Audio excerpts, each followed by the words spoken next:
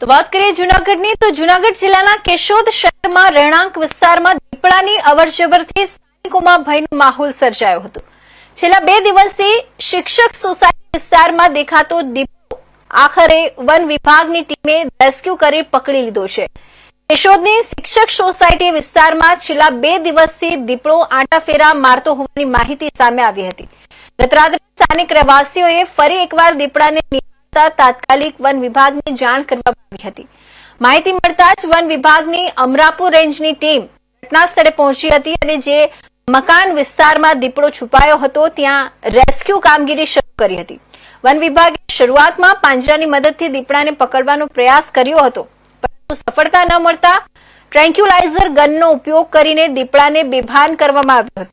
ત્યારબાદ દીપડાને સુરક્ષિત રીતે કબજે લઈ વધુ નિરીક્ષણ અને સારવાર માટે અમરાપુર એનિમલ કેર સેન્ટર ખાતે ખસેડવામાં આવ્યો હતો। રહેણાંક વિસ્તારમાં હિંસક પ્રાણીની અવરજવરને કારણે સ્થાનિકોમાં ભય અને ચિંતાનો માહોલ જોવા મળ્યો હતો। જોકે દીપડો પકડાઈ જતા રહેવાસીઓએ રાહતનો શ્વાસ લીધો છે। વન વિભાગે લોકોને જંગલી પ્રાણીઓ જોવા મળે તો ભીડ એકઠી ન કરવા અને તાત્કાલિક વિભાગને જાણ કરવા અપીલ કરી છે। નામ વિવેક ગોસ્વામી, શિક્ષક સોસાયટીમાં રહું છું, શ્રીકાંત આયુર્વેદ હોસ્પિટલ।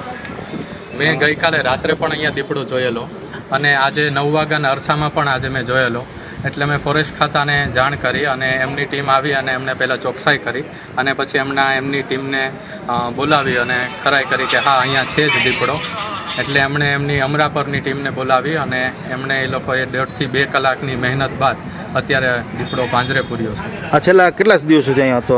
ગઈકાલે રાત્રે પણ મેં જોયેલો અને આની પહેલાં પણ એકવાર જોયેલો હતો।